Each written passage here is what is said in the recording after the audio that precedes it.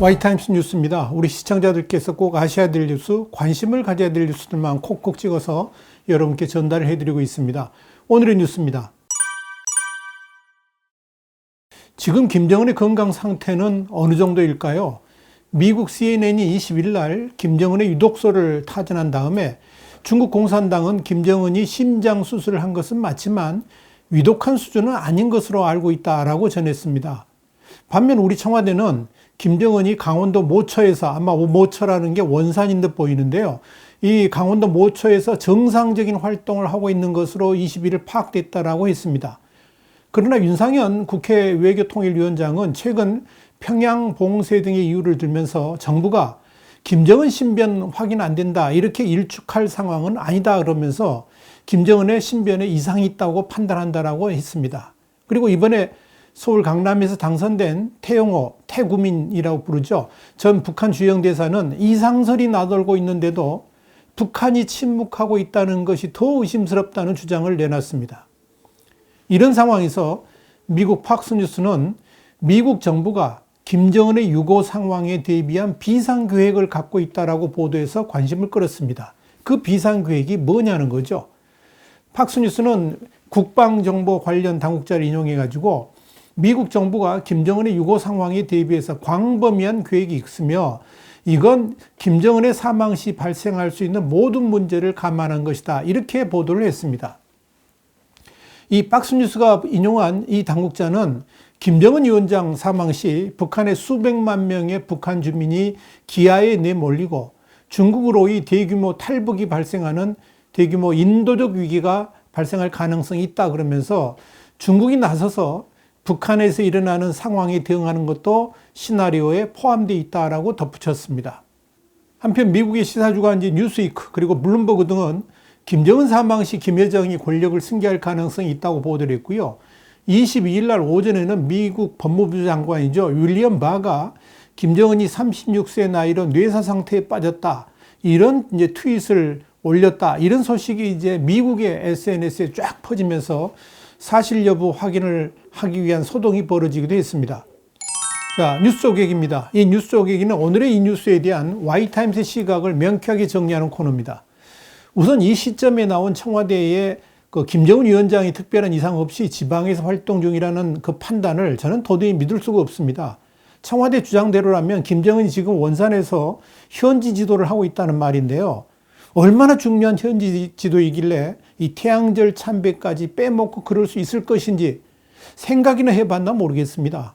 심지어 중국의 공산당까지 김정은의 심장 시술에 대해서 동의하는 상황에서 이 청와대의 뜬금없는 주장은 그야말로 무슨 생각을 가지고 저러는지 의심스럽게 만듭니다.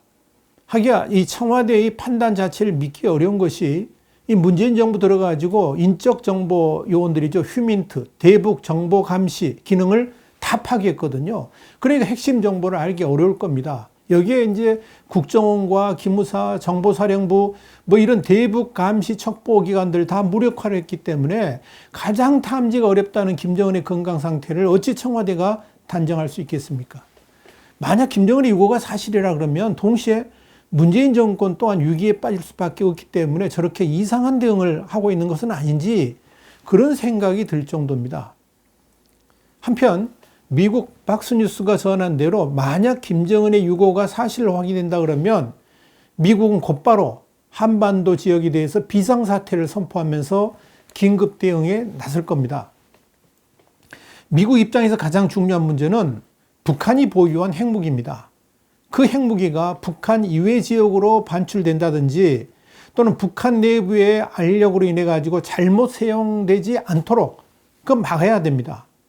당연히 이 북한 핵무기를 어떻게 통제할 것인가가 미국의 최우선 과제입니다. 또 이걸 중국과 협의해 가지고 처리할 가능성이 아주 높습니다.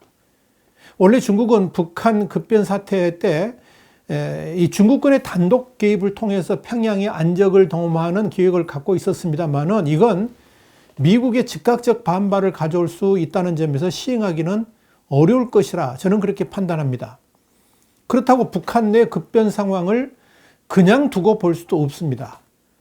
중국이 가장 우려하는 상황은 뭐냐면 김정은 유고로 인해 가지고 40만 명이 넘는 난민이 중국으로 유입되는 경우입니다.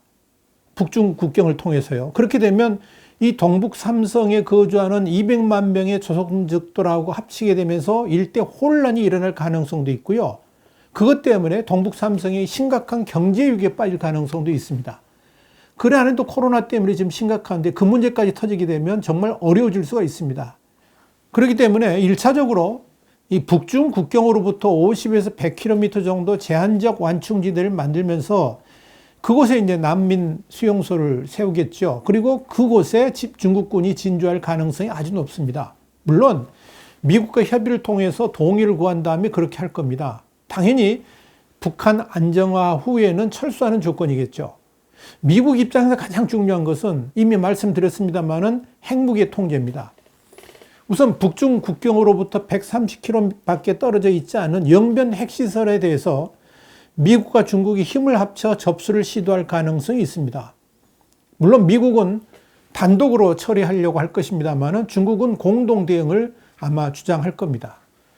미국은 이외에도 북한이 핵무기를 숨겨두었을 것으로 추정하는 지역에 특공대를 파견해 가지고 핵무기 장악에 나서게 될 겁니다. 이런 과정에서 당연히 군사 옵션이 동시에 진행될 수밖에 없습니다. 만약 한미 간에 신뢰가 조성되어 있다 그러면 한국군하고도 공동작업, 예를 들면 한국군이 주변 경계를 쓰고 또 그런 역할을 하게 되고요. 미군은 핵무기 해체 같은 작업을 할 수 있을 겁니다만은 한미 동맹에 대한 신뢰가 무너져 있는 상황에서는 미군 단독으로 핵무기 해체 작업을 할 것이고요. 군사 옵션 또한 미군 단독으로 진행할 가능성이 높습니다. 그러면서 이 문재인 정권 역시 심각한 위기 상황으로 빠져들 수도 있다 하는 이야기입니다. 분명한 것은 중국 단독으로 미국과 협의 없이 북한 문제를 처리하지는 못할 것이라는 점입니다. 만약 중국 단독으로 김정은 사후에 북한의 핵 문제 처리에 나서게 되면은 미국과 중국 간에는 정면 대결 구도로 갈 수도 있을 겁니다. 그래야 중국이 상황이 어려운데 절대 그렇게 갈 수는 없다는 이야기죠. 그래서 미국과 중국의 북한 급변 사태 정말 어떻게 대응할 것인지에 대해서는 우리가 앞으로 심각하게 좀 바라봐야 되는데 여기에 대해서는 나중에 자세하게 한번 또 구체적으로 논평을 통해서 말씀드리도록 하겠습니다. 와이타임스 뉴스였습니다. 이어지는 뉴스 한 줄 평 꼭 보시기 바랍니다. 다음 주에 다시 더 핫한 뉴스로 여러분을 찾아뵙겠습니다. 감사합니다.